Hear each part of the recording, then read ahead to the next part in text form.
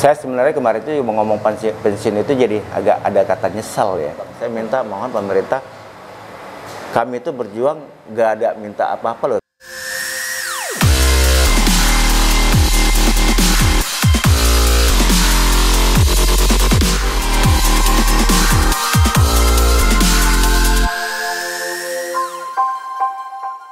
Halo Rapsmania, balik lagi di program Raps Talk. Nah, kali ini Raps ID bersama dengan salah satu legenda binaraga Indonesia, Safri Zaldi.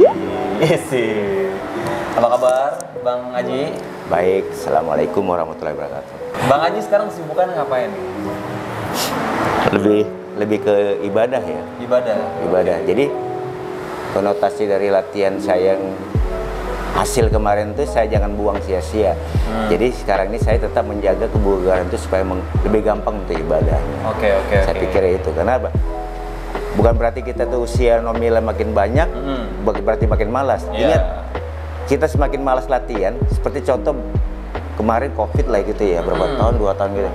Malah hancur-hancuran, badan gampang sakit. Kita kelihatan lebih apa ya, nggak segar gitu. Nah, bicara soal segar, Pak Haji. Nih Abu lihat nih kan Pak Haji kan masih tetap segar nih badannya. Sebenarnya tipsnya apa sih biar menjaga badan tuh tetap sehat, segar gitu, gimana tuh tipsnya? Selain ibadah ya. Tetap kegiatan sehari-hari saya itu tetap latihan. Latihan itu saya ya seperti kemarin saya latihannya bisa 4 jam 5 jam ya, saya usia segini juga 4 jaman juga latihannya. Masih 4 karena udah jadi karakter ya. Saya berapa kali nggak latihan tuh ya, malah apa ya, apa yang dirasain badan? Nggak enak di badan itu, kayak ada yang kurang hidup kita itu. Ya udah karakter ya. Kalau karakter agak susah hilangnya. Saya stop latihan, malah risikonya apa? Penyakit gampang datang. Dan kita emosi naik. Karena pikir badan tuh nggak fresh gitu. Betul. Jadi teman-teman harus tetap latihan walaupun COVID nih Bang ya. Iya, secara nggak langsung walaupun kita udah vaksin, imun dari dalam tubuh kita tuh kita latih sendiri untuk jadi imun gitu. Imun alamiah ya. Alamiah. Karena kan kita perputaran dari badan kita itu kan ada hal-hal yang itu tuh kita mesti pompa terus gitu. Betul. Kalau dia mandek di situ ya penyakit juga di situ. Iya betul. Nah, Bang Haji, ini kan kemarin PON udah lewat ya kan? Bicara soal PON ini kan Bang Haji kan sudah tidak ikut lagi di PON kan, pensiun lah bisa kita bilang. Nah, sebenarnya perbedaannya nih ya, kalau Abul juga penasaran ya, perbedaannya sebelum dan sesudah pensiun di atlet itu apa yang dirasakan? Paling inilah, paling ketara lah. Momen-momen mau tanding itu beda.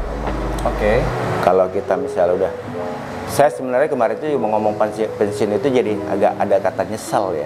Oh gitu? Iya, kata nyesal itu apa? Kalau kita sudah kata pensiun itu berarti udah stop kan? Iya.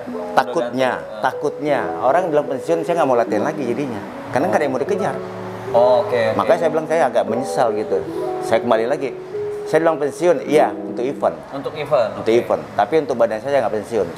Saya tetap kelola badan saya. Bagaimana cara bersyukur saya sama Allah lah? Latihan lah.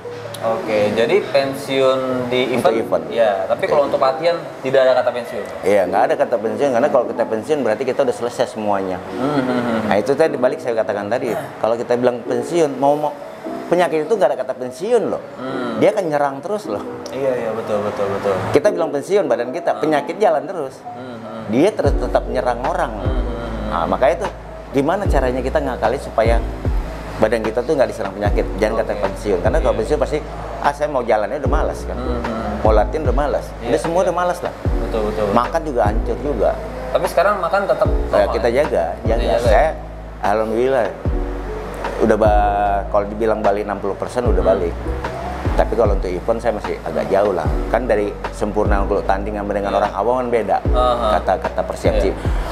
Memang sih kata orang, Marijal sekarang udah balik lagi. Itu kan orang awam ngomong. Ukuran saya kan ukuran kemarin event ya kan. Jadi dibilang balik ya, balik untuk orang awam udah lebih. Iya. Udah lebih. Masih tetap terjaga soalnya badannya. Iya, tapi kalau untuk orang awam itu udah lebih. Tapi kalau untuk event jauh. Iya, takarannya Bang Haji kan beda soalnya. Iya, apalagi kan kita udah titik klimaks kita untuk tanding itu udah tahu kan semana bagus momen badan itu. Bagaimana mempersiapkannya. Sekarang ini kan bagaimana Ya udah balik gini udah syukur banget lah, syukur banget. Kalau menurut Bang Haji nih, Bang Haji kan udah banyak ngikutin berbagai macam kejuaraan kan, dari tingkat nasional maupun internasional. Alhamdulillah. Nah, Bang Haji tuh ingat nggak sih di titik mana Bang Haji tuh merasa badannya, wah ini kayaknya kondisi badan saya yang paling bagus? Atau semuanya bagus? Kalau untuk event ya, untuk event tuh jangan dibilang ada satu yang menit bagus ini terbengkalai gitu, enggak. Tapi bagaimana semua ini kita memang persiapkan. Balik lagi, persiapan kita satu event tuh bagaimana sebenarnya.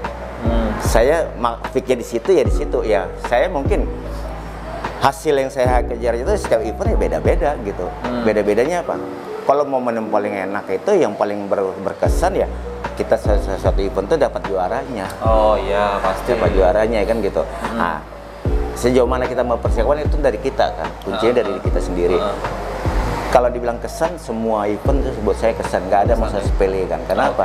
Nanti untuk generasi muda berpikir, wah kan nggak pon, yang junas biasa lah. Oh nggak bisa seperti itu, karena lawan bagus terus. Nah sekarang dengan kata lawan bagus terus, kita bisa nggak ngenyangin diri kita sendiri dulu. Kalau lu bisa ngalahin diri lu sendiri, berarti lawan itu bisa lu kalahin. Oh betul. Tapi tetap harus better dari yang kemarin ya. Oh iya. Dari event yang kemarin itu harus lebih better gitu kan. Better itu misal oke lah. Saya itu tolak ukurnya enaknya begitu. Saya kan di semua kelas sudah saya coba. Cuma yang belum saya bilang 85 plus belum. Terakhir di 75 ya? 75. Saya di 60 udah juara. 65 udah juara. Kenapa nggak harus pindah gitu? Jadi nggak mau stuck di satu kelas gitu. Satu, saya tantangan diri gitu. Nah, saya buat generasi muda jangan takutlah untuk menang, jangan takutlah untuk bagus, jangan takut untuk menjadi seorang juara. Karena kalau kita bilang, wah saya stay-nya di kelas ini aja, kayak anak-anak body fitness lah sekarang kita contoh. Saya kalau mau kritik orang bukan kritik lagi, saya katakan langsung aja gitu, nggak usah perlu kritik. Karena apa? Pedes. Anda kalau misalnya stuck di satu kelas itu aja, kapan majunya? Kapan majunya? Karena ada momen kita harus lawan saya kan bagus terus jadinya. Bisa. Oke, body kita kelas misalnya kita ambil lah middle. Ini kita ambil ke ukuran anak-anak body fitness lah ya, body contest. Kalau dia bilang middle mana? Total nanti lawan lu udah di pro loh. Berarti lu udah kalah sebenarnya kan? Oh iya. Karena kita cuma nyaman di middle gitu. Nah, jangan, karena badan itu tantangin, sanggup gak saya untuk melampaui yang semua yang sudah lakukan.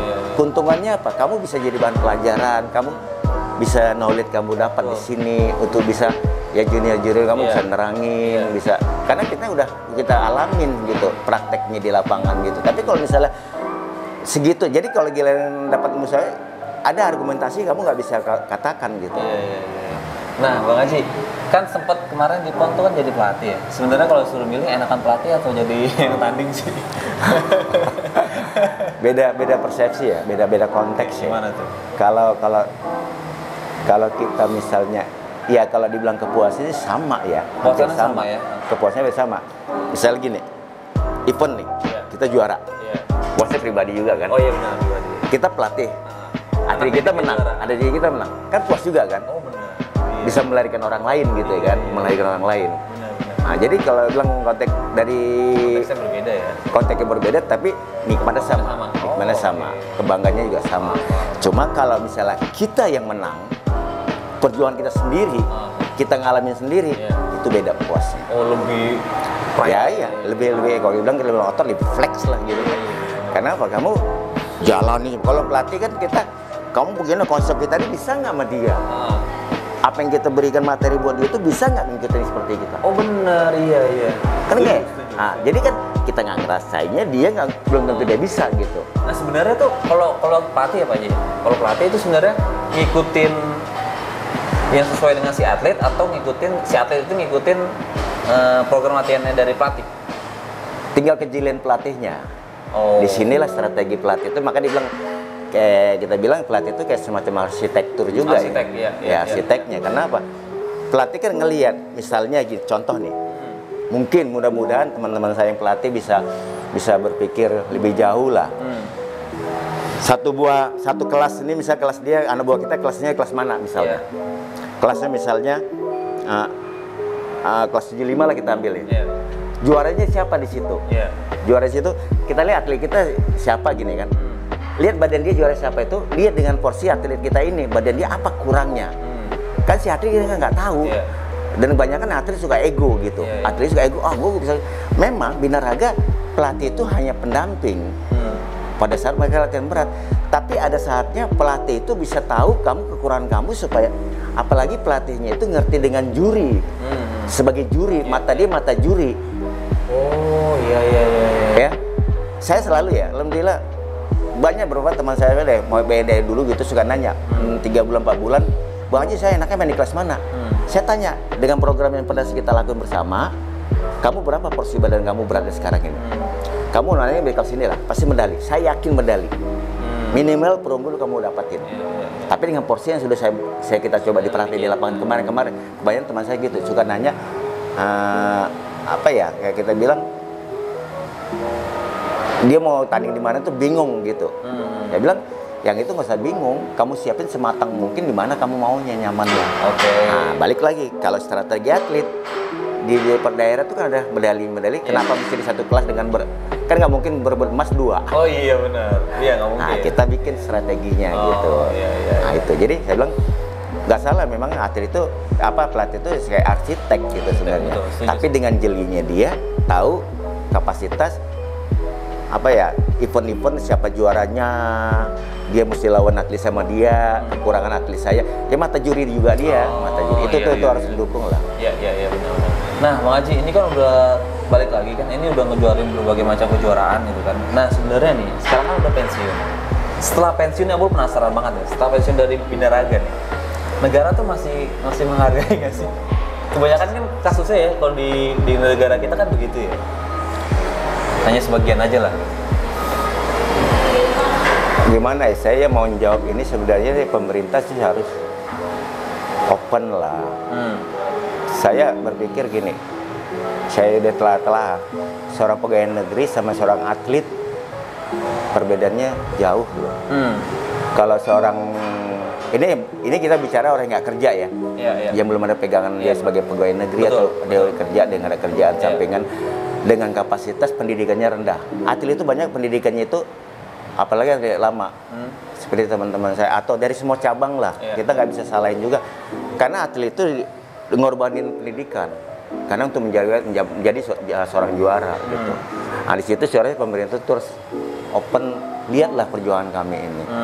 Ya saya nggak mau ngemis sih sebenarnya, karena bagaimanapun kita mau Allah lah kita mintanya memang. Tapi paling nggak untuk kelanjutan hidup selanjutnya anak istri saya. Saya kan perlu hidup juga. Kerjaan nggak dapat juga. Ya saya mewakili dari semua cabang ya. Atlet teman-teman saya yang cabang apapun ya. Karena pemerintah ini saya bilang balik kayak pegawai negeri, maaf, tunjangan kerja daerahnya itu, tunjangan daerah personalnya gede loh, tapi dia nggak kerja. Ada pensiun. Atlet yang mau perjuangan merah putih di luar negeri.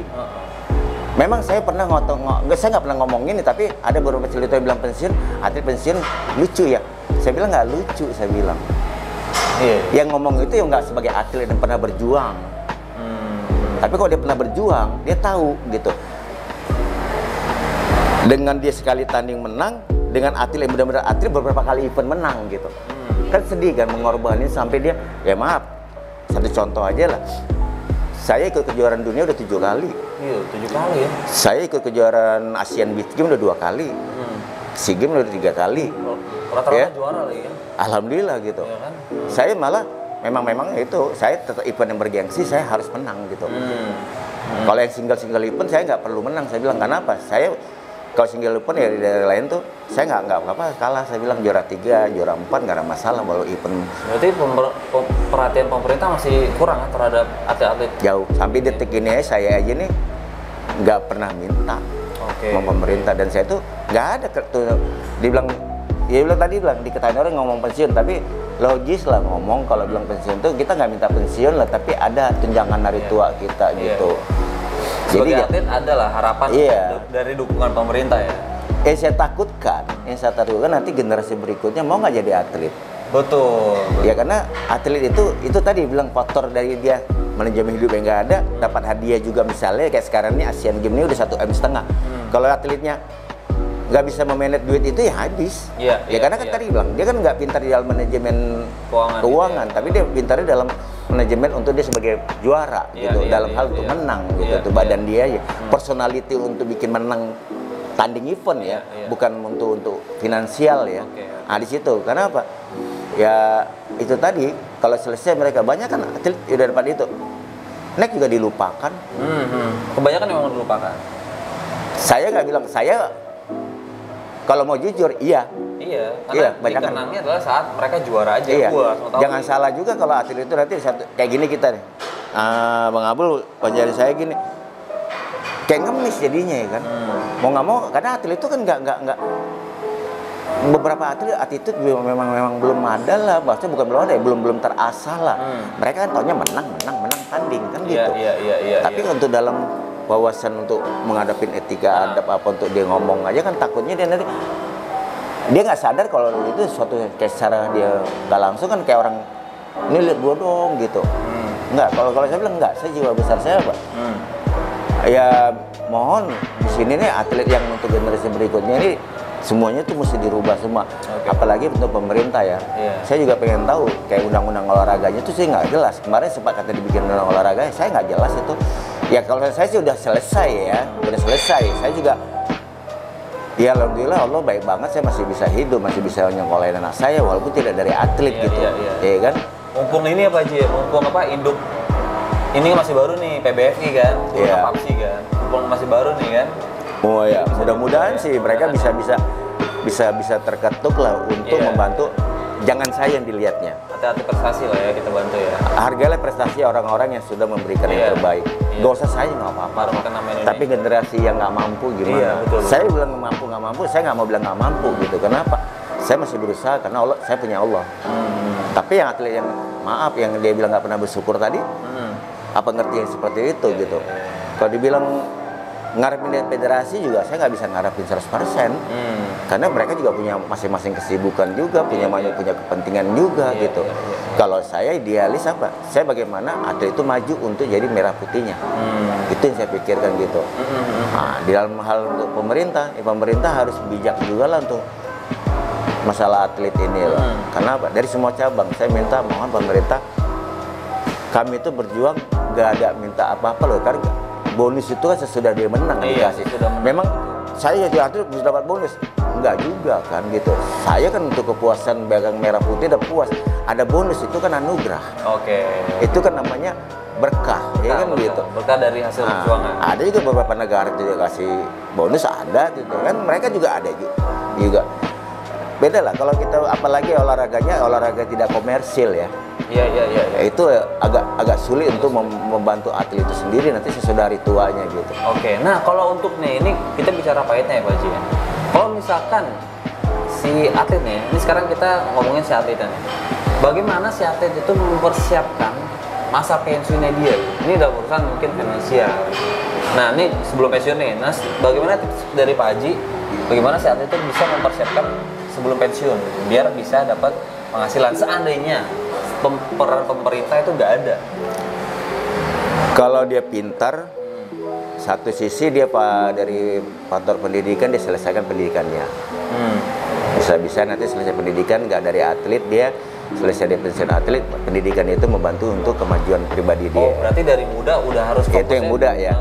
Sekarang kita bicara yang udah usia lanjut, yang udah mulai senja juga dalam prestasi. Betul. Ya kan? Itu yang agak sulit gitu. Tinggal kepribadian individunya atlet ini. Hal dalam keuangan tadi kebanyakan itu. Kalau saya itu ya alhamdulillah beberapa event tuh uang itu saya kumpulkan. Saya ngumpulin duit itulah untuk hidup saya. Walaupun sekarang pun hasilnya saya udah habis ya wajar habis karena saya udah nggak tanding lagi ya. Uang-uang itu saya pergunakan gitu kan. Karena nggak semua atlet itu bisa berbisnis. Contoh saya pernah berbisnis ternyata rontok-rontok juga. Memang lifestyle saya di sini gitu. Membuat seseorang tuh jadi bagus untuk adanya. Saya jiwa ngajar gitu, jiwa untuk memotivasi orang aja gitu. Tapi untuk berbisnis saya nggak bisa gitu. Nah, makanya yang mau pensiun gitu ya kamu harus dapat bonus kemarin itu pergunakanlah sebaik mungkin. Ada juga gini, kadang-kadang kita dapat bonus tuh kiri kanan tuh banyak tak. Dia pikir kan udah menang jadi duitnya banyak, pada dekat semua, saudara semua. Itu mereka nggak ada yang tahu kan. Nah itu ya, apalagi atletnya itu merasa, tuh ini hambur-hamburin duit gitu, besok dapat lagi. Nggak bisa juga seperti itu gitu. Oke. Jadi harus bijak juga mengelola duitnya juga gitu, keuangan itu. Harus bijak ya teman-teman. Jadi untuk mempersiapkan masa pensiun itu. Nah kalau Pak Haji sendiri nih, sekarang kesibukannya ngapain? Biar ibarat kata, biar dapurnya ngebul karena udah pensiun dari atlet nih. Ya kalau saya itu ya tetap salah satunya ya, saya berusaha badan saya tetap bagus, karena dengan badan saya bagus berarti kan saya ada endorse kan. Itulah yang saya manfaati. Endorse seperti saya masih di Sportisi kan. Ini tahun ke-18 loh saya di Sportisi. 18 ya? Luar biasa. 18 tahun. Saya tidak pernah ngelihat atlet tuh ada yang bertahan di satu endorse tuh bisa lebih dari 5 tahun, 10 tahun. Lama banget. Saya 18 tahun. Ini 18 tahunnya. Jadi ya bilang stop lah. Nah, yang kasihan kan ya di luar konteks dari binaraga. Misalnya gini, kamu pemain bola lah misalnya, selesai nggak bisa juga kan mau di endorse, siapa yang mau endorse. Nah, kalau binaraga tuh enaknya badannya masih bisa dia jaga dengan kualitas badan dia yang terjaga rapi, dia kan akan dipakai terus. Mungkin bisa juga Pak Haji jadi pelatih sepak bola bisa. Tapi kan dari sekian banyaknya atlet satu klub 11 orang lo kita ambil, gak usah pakai cadangan. Kan kamu semua jadi pelatih, gimana mau ada yang mau pakai 11 orang? Iya sih, benar. Nggak mungkin juga kan. Paling dari 11 itu aja, gak usah dari 11. Ada 2 atau 3 klub, belum tentu 3-3-nya satu pun jadi pelatih. Iya sih. Belum tentu. Iya, betul. Nah, kalau binaraga tuh masih bisa. Masih bisa. Fitness udah banyak. Gym udah banyak. Banyak sekarang. Apalagi sekarang model latihan di rumah udah banyak orang panggil private trainer itu ya kan. Udah membantu gitu. Nah, makanya saya bilang positifkan dirimu ke depan bahwa kamu bisa hidup di situ. Nah, yang kita bicara tadi kan di luar cabang. Yang di luar cabang ini kita yang kasihan kan, nggak bisa ngapa-ngapain. Ya banyaklah kasus kayak gini lah. Kita lihat pemain bola lah jual nasi goreng. Gak usahnya, kita lihat contoh kasus gitu ya kan. Kenapa? Jangan bangga jadi atlet sesudahnya. Maksudnya kamu akan dilupakan gitu. Nah harapannya Pak Haji nih terakhir ya buat pemerintah nih biar lebih concern kepada atlet itu gimana nih? Ya tentang undang-undang olahraganya tolong dimatangin lagi rancangan undang-undangannya. Rancangan undang-undangannya sesudah pensiunnya bagaimana kelayakan hidupnya. Toh kita juga kan udah negara loh yang kita bawa. Saya senang jadi atlet itu kan ya karena apa? Yang bisa naikin merah putih itu hanya dua. Hanya presiden sama kedua atlet. Itu bukan kalau beberapa apa kan di sana udah naik merah putih. Kalau kita nggak menangnya baru dinaikin kan? Iya, menang udah naikin. Nah, kalau presiden kan disambutnya naik merah putihnya kan? Nah, kalau kita menang disambut ke merah putihnya kan? Kan lain dengan yang kayak bang menteri apa enggak, merah putih udah di atas. Oh iya. Kan beda kan? Nah, di situ saya puas sih gitu. Jadi berharap ya pemerintah lebih concern. Ya berharap pun untuk apa ya, untuk generasi berikutnya. Saya takutnya nanti apa? Tidak ada lagi mau jadi atlet gitu. Dari semua sisi cabang apapun, ya saya pikir saya mau ngapain? Yang udah gini ya udah terjadi ya, memang jalan hidupnya begitu gitu kan. Ya berharap kalaupun atlet itu ya orang yang mampu lah.